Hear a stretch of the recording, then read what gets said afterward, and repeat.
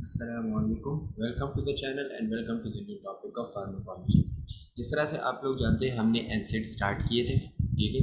Analgesics हमने start किए थे, नॉन नारकोटिक ड्रग्स हमने स्टार्ट किए हुए थे। तो उसमें से पहले जो हमने डिस्कस किया था वो है एस्प्रिन। एस्प्रिन के सबसे जो डिटेल में हम डिस्कस कर चुके हैं वो है मैकेनिज्म ऑफ एक्शन। इसके अलावा साइड इफ़ेक्ट्स, कॉन्ट्राइंडिकेशन, ये सारा कुछ हम डिस्कस कर चुके हैं। दूसरा ड्रग है आज हमारे पास पैरासीटामोल, ठीक है, जिसको हम आम जुबान में पैराडोल भी कहते हैं, ठीक हो गया। तो पैरासीटामोल को आज हम डिस्कस करेंगे। ये शॉर्ट सा एक टॉपिक है और एक अलग सा ड्रग है, तो मैंने सोचा क्यों ना इसको अलग ही डिस्कस किया जाए। अच्छा, तो चलो स्टार्ट कर लेते हैं। सो पैरासीटामोल क्या चीज़ है? पैरासीटामोल असल में जिसको हम एसिडोमिनोफिन के नाम से भी जानते हैं, इसकी कुछ एक्शंस हैं। जिस तरह से एस्प्रिन वगैरह नहीं है, उसकी भी एक्शंस थे, इस तरह से यहाँ पे भी इसके कुछ एक्शंस वगैरह होंगे। तो अगर हम पहले देख ले तो ये है हमारे पास एनाल्जेसिक्स। एनाल्जेसिक का क्या मतलब है कि it will relieve the pain, ये पेन को ख़त्म करेगा, ठीक हो गई। और इस तरह से अगर एनाल्जेसिक है तो मतलब ये पेन को ख़त्म करेगा। तो अगर हम यहाँ पे देख लें, यहाँ पे लिखा हुआ है एंटीपायरेटिक्स। तो एंटीपायरेटिक्स का क्या मतलब है? एंटीपायरेटिक्स का मतलब ये है कि it will reduce the fever.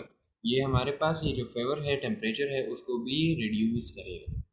इसके अलावा नॉन एंटी इन्फ्लेमेटरी है।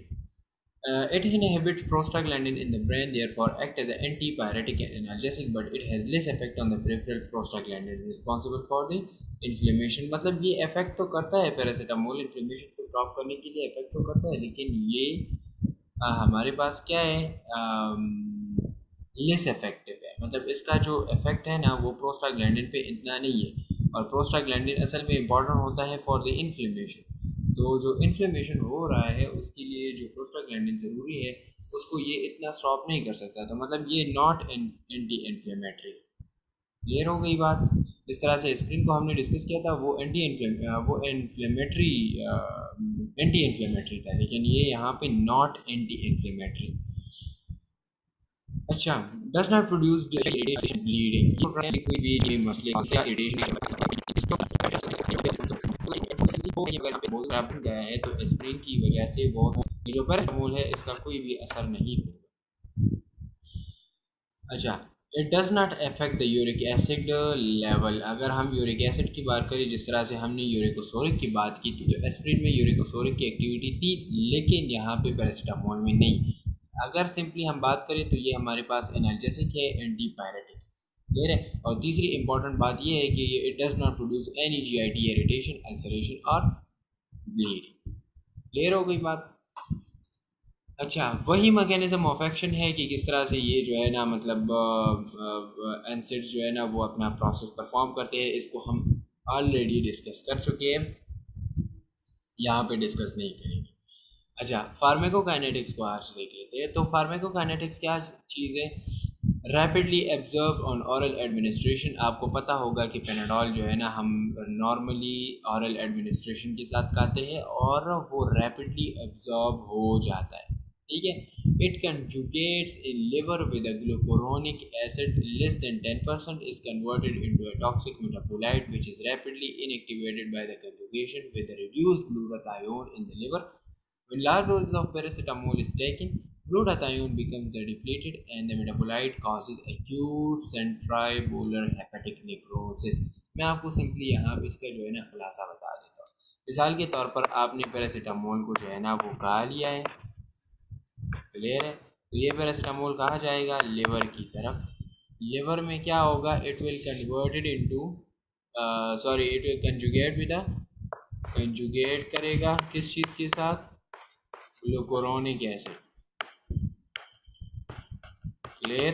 ग्लूकुरोनिक एसिड।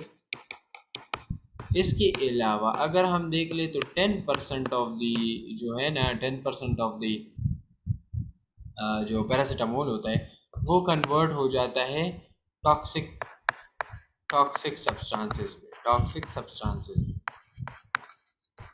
क्लियर हो गई बात? पैरासीटामोल खा लिया है, लिवर को चला गया है, कंजुगेशन हो गई है ग्लूकुरोनिक एसिड के साथ। इसमें से 10% जो है उसकी टॉक्सिक सब्सटेंसेस में कन्वर्ट हो गई है। लेकिन इस 10% टॉक्सिक सब्सटेंसेस को हम किस तरह से अभी ख़त्म करेंगे, तो ये बात आप याद रख लें कि टॉक्सिक सब्सटेंसेस को ख़त्म करने के लिए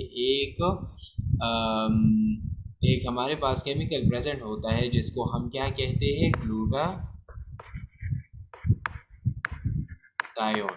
ये ग्लूटाथायोन क्या करेगा, ये ग्लूटाथायोन जो 10% टॉक्सिक सब्सटेंसेस जो बने हुए हैं इसको हम ख़त्म करेंगे with the help of glutathione. अब यहाँ पे ये बात बता रहे हैं कि अगर मिसाल के तौर पर आप लार्ज डोज या टॉक्सिक डोज में कुछ खा लो, टॉक्सिक डोज में पैरासीटामोल खा लो, तो जो ग्लूटाथायोन है ना, ग्लूटाथायोन वो फिर जो है ना वो डिप्लीट हो जाता है। डिप्लीटेड का मतलब ये है कि वो अब अपना काम इस तरह नहीं कर सकता कि जो टॉक्सिक सब्सटेंसेस होते हैं, टॉक्सिक सब्सटेंसेस वो बहुत ही ज़्यादा होते हैं, तो ग्लूटाथायोन उसको कंट्रोल नहीं कर पाता। क्लियर हो गई बात? तो ये बात आपने याद रखनी, ये सारा इसका खुलासा है कि किस तरह से ये सारा कुछ हो रहा है।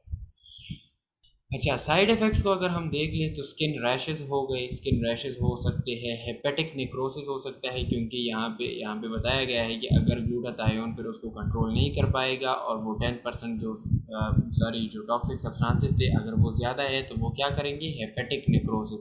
हेपेटिक नेक्रोसिस का क्या मतलब है, हेपेटिक का मतलब है लिवर और नेक्रोसिस का मतलब है डेथ सेल। क्लियर हो गई बात? तो ये बात आपने याद रखनी। इसके अलावा ये एक्यूट ट्यूब्यूलर नेक्रोसिस भी कॉज कर सकता है।